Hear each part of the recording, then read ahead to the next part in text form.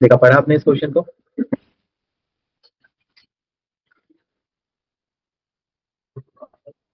चलो देखो, डिस्कस करते हैं इस क्वेश्चन को।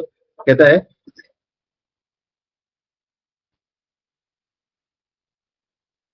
हमारी जो वर्किंग नोट है ना, पहले उसको बनाते हैं। तो हमारा पहला वर्किंग नोट क्या था? Percentage of holding. तो परसेंटेज ऑफ होल्डिंग गिवन है क्वेश्चन में डायरेक्टली 80%। तो लिख लिया अपन ने सिंप्लिसिटी करने के लिए, ठीक है। दूसरा, मुझे और कुछ भी गिवन है, परसेंटेज ऑफ एनसीआर, ये भी हमें पता लग गया कितना, 20%। बहुत ज्यादा पहले स्टेप में तो कोई दिक्कत है ही नहीं। अच्छा, डेट ऑफ एक्विजिशन का भी पता चला क्या? डेट ऑफ एक्विजिशन देखें क्वेश्चन में, तो मेरे दोस्त डेट ऑफ एक्विजिशन कहता है 2 years ago। तो अभी तक जनरली क्वेश्चंस में हम देख रहे थे कि उसी साल स्टार्ट में हो रहा था, पर क्या इससे कोई फर्क पड़ता है? अभी तक 1 साल का डिफरेंस आ रहा था, अब क्या आएगा? 2 साल का, क्योंकि हम तो डेट ऑफ एक्विजिशन से ही कैलकुलेशन करेंगे सारी। पोस्ट एक्विजिशन प्रॉफिट अभी तक 1 साल का था, तब कितने का आएगा? 2 साल। तो डेट ऑफ एक्विजिशन लिख लेते हैं सिंपली, वर्ड्स में दिया हुआ है तो 2 year ago। हमें समझ आ गया कि 2 साल पहले हमने इनको एक्वायर किया था, ठीक है। चल दूसरे स्टेप पे चलते हैं। Step 2, calculation of net net asset. Simple heading बनाया, यहाँ पे आरडी कॉलम लिख दिया। दूसरा कौन सा है? डेट ऑफ एक्विजिशन का, और फिर हमारा डिफरेंस का। अब यहाँ पे इस वाले कॉलम के अंदर देखना पड़ेगा कि मुझे कंसिडरेशन जो ये पहला इसमें जो ये, अब देखो आप एक बात समझो, मुझे क्या ये स्टार्टिंग का कुछ भी जरूरत है स्टेप 2 के लिए? नहीं। ये सारा जो स्टार्टिंग में कंसिडरेशन पेड का जितना भी पंगा ये कब लूंगा मैं? स्टेप 3 में। तो अभी तो ना पढ़ो, कोई खास जरूरत नहीं है, आगे चलता हूँ। क्या नॉन करंट एसेट में मुझे बता रखा है इन्वेस्टमेंट इन स्पेयरमेंट, ठीक है, ये सब। मुझे क्या चाहिए था? Balance sheet. शेयर कैपिटल और रिटेन अर्निंग दिया हुआ है, लिख लेता हूँ। मुझे बैलेंस शीट से पता लग गया शेयर कैपिटल कितनी है, कितना दिया बच्चों? 500। देखो देखो फिगर को ध्यान रखो, आप लोग को बताना है। 500 रिपोर्टिंग डेट पे दिया, कुछ नहीं बोला। डेट ऑफ एक्विजिशन पे भी कितना मान लूंगा? 500। डिफरेंस कितना लिख दूंगा? 0। शेयर प्रीमियम क्वेश्चन में नहीं है, रिवैल्यूएशन सरप्लस क्वेश्चन में नहीं है, तो घबराना नहीं है कि ढूंढने लग जाओ, मतलब नहीं है। आगे देखो, रिटेन अर्निंग। रिटेन अर्निंग कितना? 300। रिपोर्टिंग डेट का दिया हुआ है, ओपनिंग का कुछ अलग होगा, सेम नहीं मान सकते। तो अभी तक बहुत सारा एक्सेल तो यूज नहीं कर दिया, बहुत हाई फाई कर तो नहीं गया एक्सेल से। देखो अभी सिर्फ टाइपिंग करिए, कुछ भी नहीं किया। Retained earning. अब आगे देखो एडजस्टमेंट पर, कुछ एडजस्टमेंट में छुपा होगा। तो एडजस्टमेंट में पहली बार पढ़ते ही कुछ गलत सा दिख गया। पहली एडजस्टमेंट क्या दिख गई? Fair value adjust. पहली एडजस्टमेंट फेयर वैल्यू एडजस्टमेंट दिख गई। दूसरी पढ़े तो ये भी कुछ अजीब सी है, समझ नहीं आ रहा। तीसरी देखो तो इम्पेयरमेंट की कुछ बात कर रहे हैं, और चौथी देखो तो कहता है कि एनसीआई क्या है? Fair value. तो ओपनिंग रिटेन अर्निंग की बात नहीं करी, बाकी सब मिल गया। ये क्या मजाक है? ओपनिंग रिटेन अर्निंग कहाँ ढूंढे? तो यहाँ नहीं है तो ऊपर होगा, यहाँ चलते। अच्छा, बता रखा है कितना? अच्छा एक चीज और, फुल। हाँ। अच्छा ये रिजर्व है, और वो रिटेन अर्निंग। कोई बात नहीं बेटा, इसी को मान लो रिटेन अर्निंग, ये ओपनिंग रिटेन। सही पॉइंट, तुमने बिल्कुल क्वेश्चन में गलती ढूंढी है। इन्होंने रिजर्व लिख दिया, इन्हें लिखना चाहिए था रिटेन अर्निंग। अब अगर आगे देखो तो बात आती है 1 लाख। यहाँ पे कंफ्यूजन और आती है। कुछ डाटा दिया है पूरा 1,25,000, कुछ डाटा दिया है मिलियंस में, कुछ डाटा दिया है थाउजेंड्स का। मैं करूँ कैसे क्वेश्चन? अपन डाटा किस में कर? तो मोस्टली मैं आपको सजेस्ट करूंगा कि ऑलवेज थाउजेंड्स में करो। बट अगर थाउजेंड्स में कॉम्प्लिकेटेड लग रहा है तभी आप पूरा ओपन, क्योंकि उसमें ज्यादा लिखना पड़ेगा। देखो मिलियंस में लिखोगे तो कम हो जाता है बहुत ज्यादा, मिलियन कंफ्यूजिंग है, और पूरा लिखने में मेहनत ज्यादा है। तो बेटर क्या है, बीच का रास्ता थाउजेंड का। तो मैं डाटा को ना थाउजेंड में कन्वर्ट कर देता हूँ। तो इसने लिखा है 300 रिटेन अर्निंग है, वहां था 1,25,000, वो पूरा है। तो मेरे को थाउजेंड में करना है तो कितना हो जाएगा? लॉजिक है 3 0 से डिवाइड करना है, 10 to the power 3 से। बट यहाँ डिवाइड करने की जरूरत नहीं है, ये नहीं एक्सेल है तो हर चीज कैलकुलेट करोगे। 125 सीधा सीधा लिख दिया, ठीक है। दिस माइनस ये कर लो, चलो 175। अब बच्चे घबरा, दूसरी क्या कर दिया आपने? देखो 300 में से 125 माइनस किया। समझ रहे हो ना? यही एक्सेल आपको चाहिए, कैलकुलेटर वाला। रिटेन अर्निंग कितनी आ गई? 175। यहां तक कोई दिक्कत है? 300 का रिटेन अर्निंग मैंने बैलेंस शीट से उठाया, 125 का क्वेश्चन में गिवन था। गलती क्वेश्चन में इतनी है जो अंकित ने पॉइंट आउट करी कि रिजर्व लिखा हुआ है, बाकी सब ओके, कंफ्यूज मत हो जाए। आगे चलिए। तो पहली एडजस्टमेंट कहती है फेयर वैल्यू क्या करो? एडजस्ट करो, पढ़ना कितनी फेयर वैल्यू एडजस्टमेंट करो और क्या करो, कौन बताएगा इसका ट्रीटमेंट फर्स्ट एडजस्टमेंट का? बताओ बताओ। 2000 से या 200 से? 200 से कुछ तो करोगे, क्या करोगे 200 से?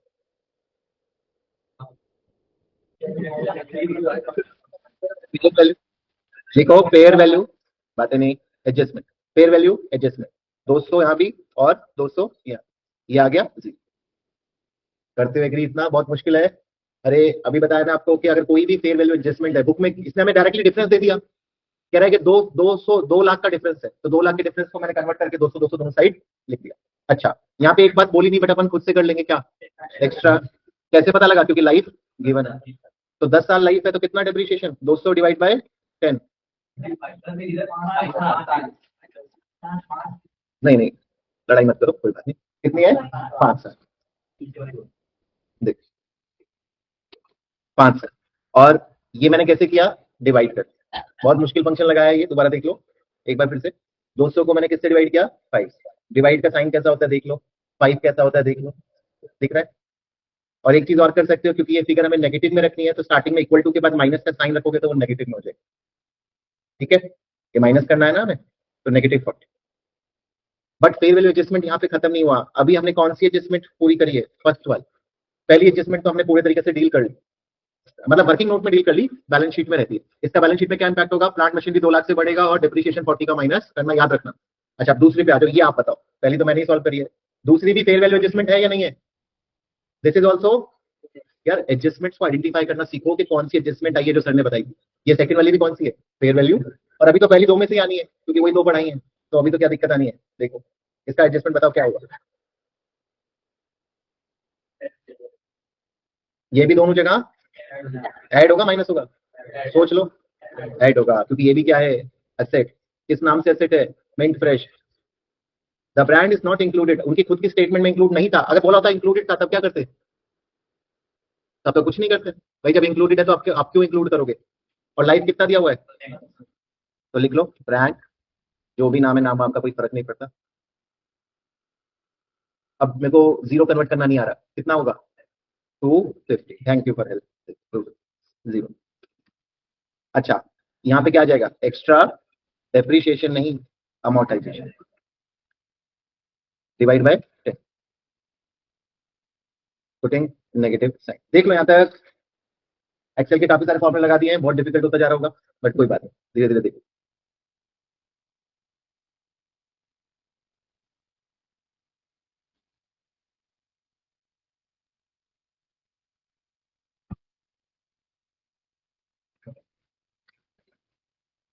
बल्कि ना एक्सेल आपकी चीजों को आसान करता है, टाइम आपको एक्सेल में नहीं लगता है, टाइम आपको कंसेप्ट को समझने में, उसको अप्लाई करने में लगता है। अभी हमने इन सबको एडजस्ट कर दिया, अब ये इम्पेयरमेंट तो स्टेप 2 में आती नहीं, थर्ड भी नहीं आती, फोर्थ भी नहीं आएगा, तो क्या मेरा स्टेप 2 कंप्लीट हो गया? डन। अब देखो एक्सेल कितना आसान करता है चीजें, अब मेरे को टोटलिंग में दिक्कत नहीं आएगी। यहाँ पे मैं सीधा क्या फंक्शन लगा सकता हूँ? सम का, इक्वल टू सम। सम क्या होता है? एडिशन फंक्शन होता है एक्सेल में। आपने इक्वल टू सम का फंक्शन लगाया, ब्रैकेट ओपन किया, पूरा लिखना पड़ेगा एग्जाम में आपको। इक्वल टू SUM शो नहीं करेगा, जैसे यहाँ पे शो कर रहा है फॉर्मूला, एग्जाम में फॉर्मूला शो नहीं करते, ध्यान रखना। अभी देखो ये एग्जाम के एक्सेल में लिमिटेड फंक्शनैलिटी होती है, मैं उतनी ही फंक्शनैलिटी नॉर्मल एक्सेल में भी यूज कर रहा हूँ जितनी एग्जाम के एक्सेल में हो, वरना इस वाले एक्सेल में और भी बहुत सारे तरीके हैं सम लगाने के। देखो तो आपको क्या करना है, इक्वल टू टाइप किया, फॉर्मूला लगाया, ऐसे अब ये ऐसे शो कर रहा है ना, ये एग्जाम में ऐसे शो नहीं करेगा, तो इसका मतलब फॉर्मूला नहीं वर्क कर रहा है, वर्क कर रहा है वो जानबूझ के आपको हिंट नहीं दे रहे। सम, ब्रैकेट ओपन, और जहां से मुझे प्लस माइनस, क्योंकि मैंने ऑलरेडी माइनस माइनस लगा रखा है तो इंडिविजुअली करने की जरूरत नहीं है, ब्रैकेट सेलेक्ट किया। अच्छा, फॉर्मूले को मत सेलेक्ट कर देना, फॉर्मूले से पहले वाले सेल तक रुक जाना, ठीक है? 1181, क्लियर है? बस अब दोबारा लगाओगे, दोबारा नहीं, किसी को कंट्रोल C कॉपी कैसे होता है? कंट्रोल C, फिर क्या होता है? पेस्ट कैसे होता है? मुश्किल चीजें हैं, देखिए कंट्रोल C। यहां तक हमारा आ गया। इस 1075 क्या है? Net asset on DOA। 175 को क्या बोलते हैं? Post acquisition. अभी मत पूछना कि कहाँ पे नहीं डाली। अच्छा ठीक है, अब देखो कंट्रोल, ये यहाँ पे मैंने फॉर्मूला लगाया था ना, उसी फॉर्मूले को यहाँ पे मैं लगा देता हूँ। यही एक्सेल में अच्छी बात है कि आपको बहुत ज्यादा मेहनत नहीं करनी पड़े, जो भी एडजस्टमेंट है उसको आप ठीक कर सकते हो बिना पेन पेपर में आपको दिक्कत आती है। जरा चेक कर लो।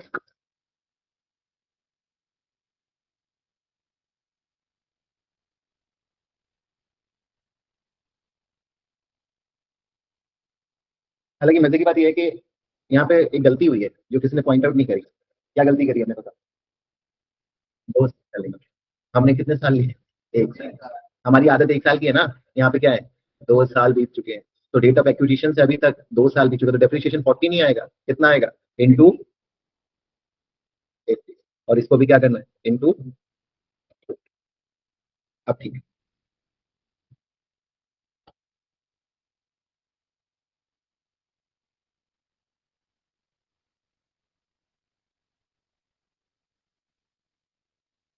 चेक कर लो दोस्त। Calculation of net asset, same formula लगाया सम का, कॉपी कर लिया, फिर इसको यहाँ पे ये 45। अच्छा, ये पोस्ट एक्विजिशन प्रॉफिट और net asset on date of acquisition जो मैंने लिखा है, ये एग्जाम में भी लिखोगे क्या? एग्जाम में ये नहीं लिखना है, ध्यान रखना। ये आपका पोस्ट एक्विजिशन प्रॉफिट है, कंट्रोल 45। आगे चलो, तीसरा स्टेप क्या था? Calculation of goodwill. ठीक है, अब थोड़ी दिक्कत आएगी। कैलकुलेशन ऑफ गुडविल का फॉर्मेट तो बताई दो, क्या था? Consideration paid. अब कंसीडरेशन पेड के लिए क्या है, ये वाला पैरा इंपॉर्टेंट बता, जरा मुझे निकाल के बताओ, पहले खुद से करो, फिर मैं सॉल्व करूंगा एक्सेल। टाइम दे रहा हूं आपको 2 मिनट, सबको जल्दी से करो, सिर्फ कॉपी पेस्ट पे मत लगे रहो, समझो भी चीजों को, ट्राई करो, जितना डाटा चाहिए आई थिंक इतना ही चाहिए।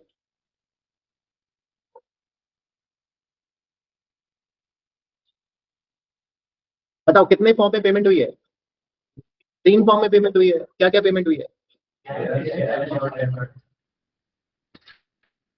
कैश दिया है, कैश कितना दिया है, क्लियर है? इन्वेस्टमेंट 1000 रुपए का कैश दिया है, नहीं सॉरी,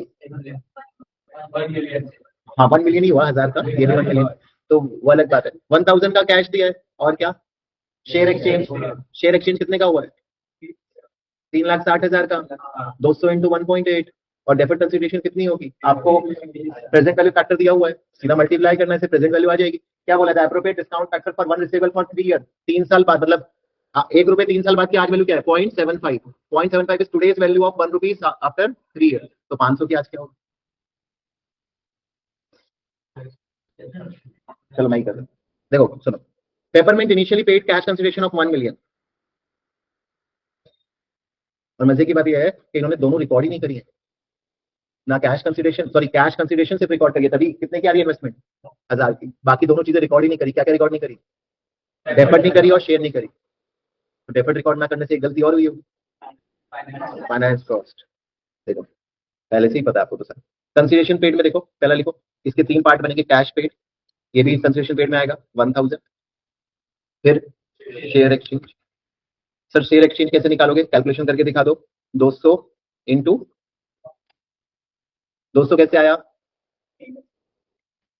आप देखो यहाँ पे देखो, पेपरमेंट इशूड 200 शेयर, हमने अपने शेयर कितने दिए हैं? 200। हमें एक्सचेंज रेशियो नहीं दी हुई, शेयर दिए हैं, बढ़िया ही है, हमें बता रखा है कि हमने कितने शेयर अपने इशू करे हैं, और एक शेयर की, हमारे शेयर की वैल्यू कितनी है? 1.8। फॉर्मूला क्या था? Total number of shares into percentage, तो वो करके जो निकालते थे वो हमें दे रखा है 2 लाख। मल्टीप्लाई किससे करोगे? एक्सचेंज रेशियो की जरूरत नहीं है, वो भी दे रखी है, तो फायदा अल्टीमेटली मल्टीप्लाई किससे करना है? मार्केट वैल्यू ऑफ सब्सिडी या पेरेंट। तो इक्वल टू 200 इंटू 1.8। वो मैंने जानबूझ के कैलकुलेशन शो करने के लिए यहाँ पे आपको दिखा रखा है, वो जरूरत नहीं है आपको। शेयर एक्सचेंज, और अगला क्या है? डेफर्ड। अब यहाँ पे देखो, कैलकुलेशन में बड़ा कॉन्फिडेंस रहता है एक्सेल में, एटलीस्ट मेरी कैलकुलेशन गलत नहीं होगी अगर मुझे कंसेप्ट आता है। मेरे को मालूम है इक्वल टू कितना कंसिडरेशन है, 500, और मल्टीप्लाई किससे करना है? 0.75।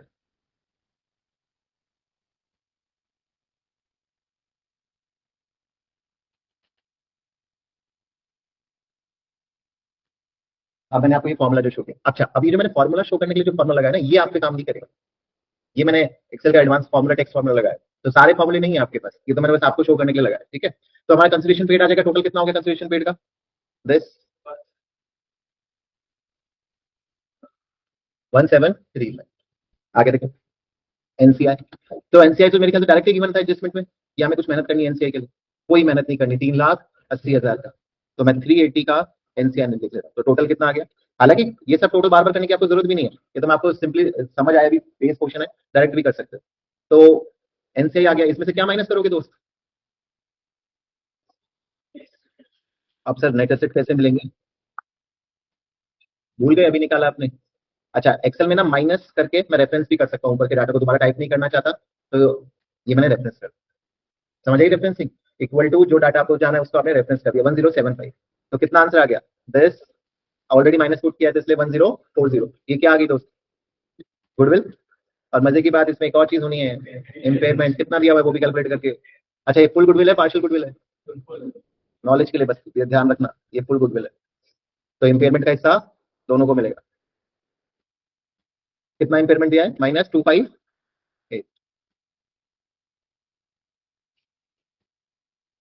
ये गुडविल की आपकी 2 साल बाद की क्या है, कैरिंग है।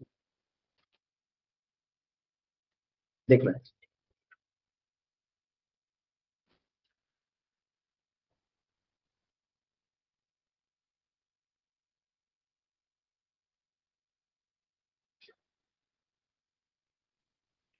ठीक है, पक्का?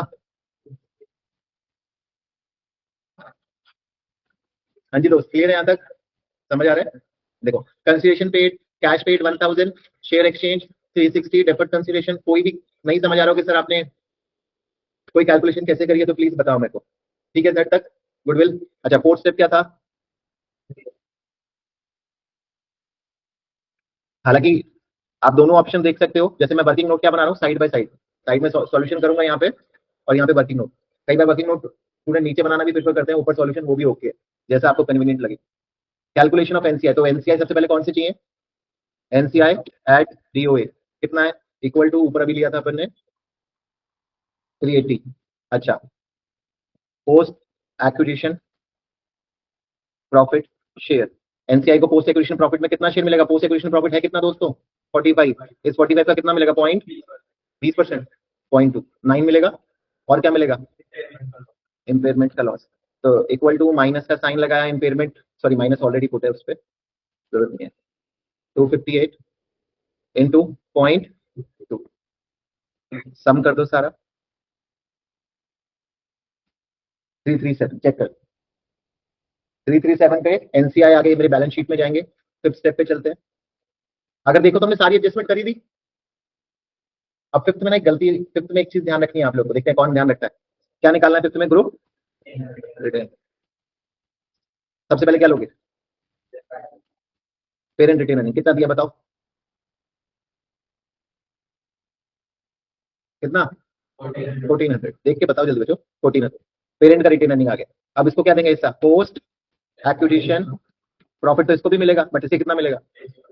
तो 45 का 45 ऊपर से लिया, एक्सेल को रेफर करके बताया, इसमें मल्टीप्लाई दबाया, 0.8, 80% को 0.8 लिख सकता हूँ। कितना आ गया? 36। इम्पेयरमेंट का हिस्सा भी देना है इसको, तो इक्वल टू कितना? इम्पेयरमेंट कितना है?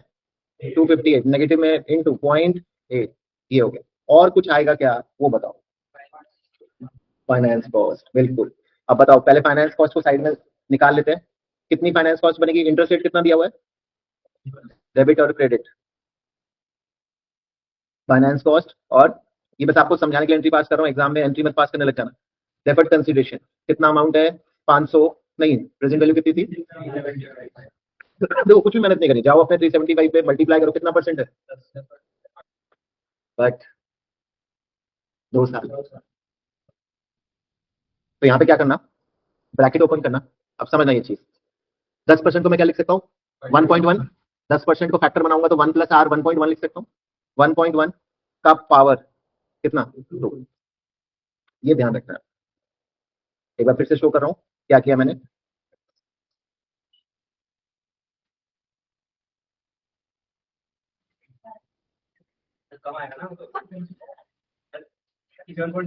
हाँ हाँ ठीक है, वो उसको मैं ठीक कर देता हूँ। अपन ने क्या कर दिया है? एक्यूमुलेट कर दिया है 2 साल का। हमें तो सिर्फ क्या चाहिए? Interest cost.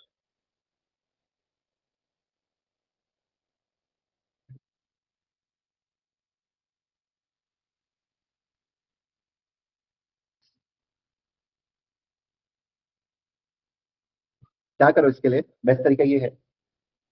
बाकी और तरीका ना थोड़ा लंबा पड़ेगा। तरीका है कि आप सिंगल सिंगल निकालो। ये वैल्यू क्या है?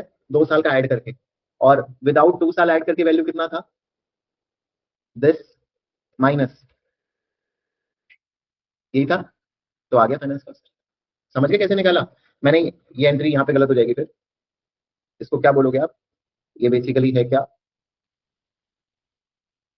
Deferred consideration after 2 year. ये डेफर्ड कंसिडरेशन कब की निकाली आपने? After 2 year. इंटरेस्ट ऐड कर रखा है इसमें, मतलब रिपोर्टिंग डेट पे डेफर्ड कंसिडरेशन की प्रेजेंट वैल्यू कितनी है? 453। आपने 2 साल का इंटरेस्ट ऐड कर दिया। और ये कौन सी थी? Deferred consideration at date of acquisition. Date of acquisition पे डेफर्ड कंसिडरेशन हमारी कितनी है? 375। तो डिफरेंस क्या आ जाएगा? Finance cost. फाइनेंस कॉस्ट बच्चों हमारा डिफरेंस आ जाएगा 10 माइनस 10। वरना सिंपलीफाइड तरीके से करना चाहते हैं वो भी एक्सेल में हो जाएगा। पहले साल के अमाउंट पे 10% लगाया वो अलग से लोगे, फिर दोनों ऐड करके उस पर 10% लगाओगे वो अलग से लोगो, तो वो ज्यादा टाइम कंज्यूमिंग है। समझ रहे हो? डेफर्ड कंसीडरेशन आपकी 375 की थी, 2 साल का हमने उस पर लगाया, 453 का इंटरेस्ट ऐड कर दिया, माइनस टोटल फाइनेंस कॉस्ट आ गया। ठीक है सर। तो इस फाइनेंस कॉस्ट को मुझे किसको चार्ज कर देना है? पेरेंट के पीएनएल में चार्ज करना। तो कौन से स्टेप में जाएगा? फिफ्थ स्टेप में। फाइनेंस कॉस्ट यहाँ रेफरेंस कर दो नेगेटिव 78.5। अब आपका आ गया ग्रुप का रिटेन अर्निंग, सम का फॉर्मूला लगा दो, चेक करो। अब तो हमने कुछ मिस नहीं कर रखा, सारी चीजें कर ली हैं, 5 स्टेप के साथ डन है। अनवाइंड कॉस्ट या फाइनेंस कॉस्ट कुछ भी बोल सकते हो इसको।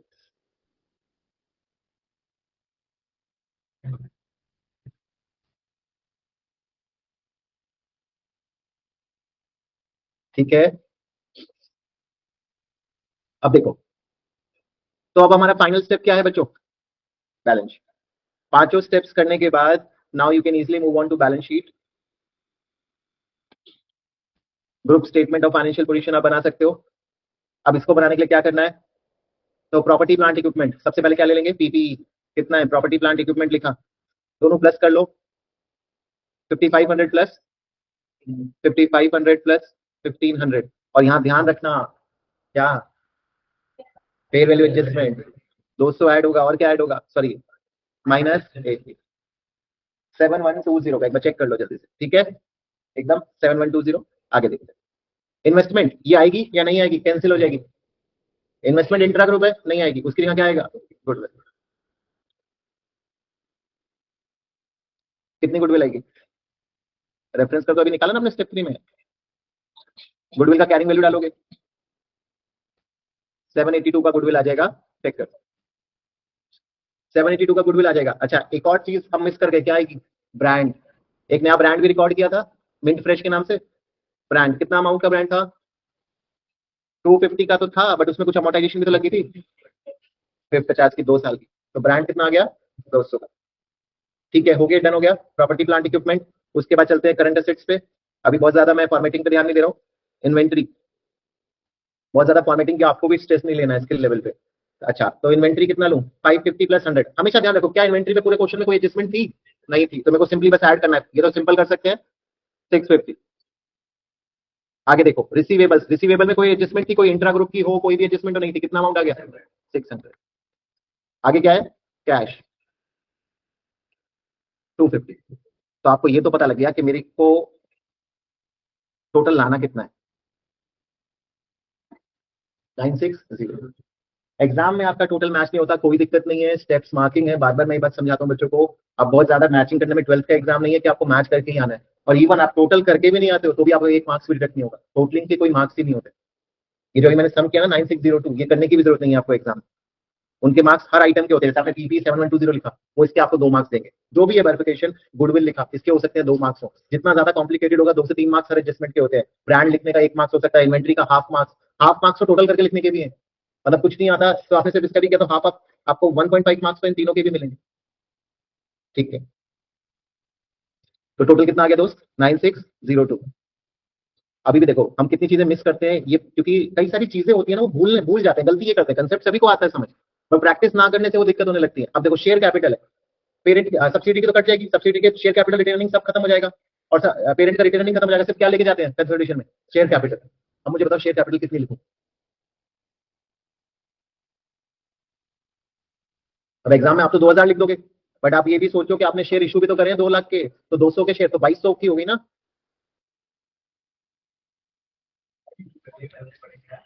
शेयर कैपिटल देखो 2000 की थी प्लस 2 लाख की इशू करी, तो 2 लाख को क्या लिखूंगा, 200, 2200।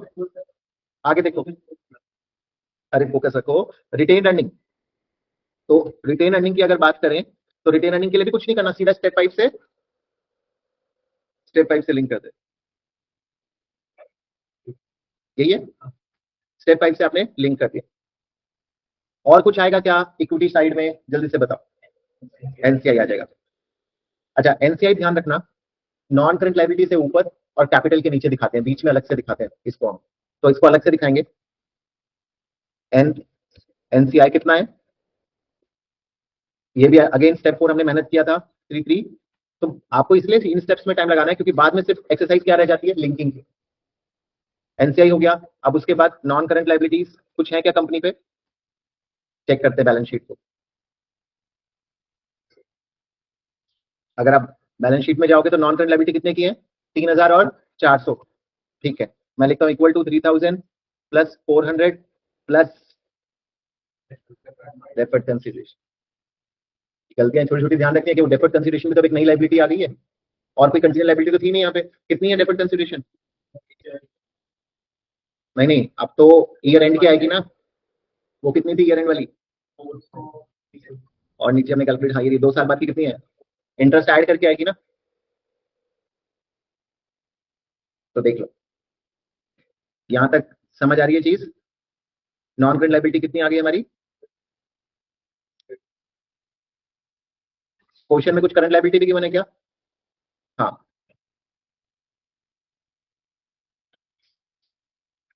कितना अमाउंट है, 1250 प्लस 650। तो देखें क्या है,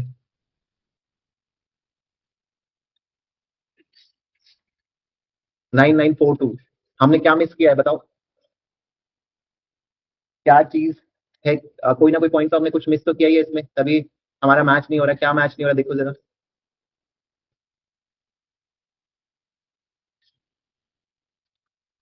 वैसे मिस तो कुछ भी नहीं किया।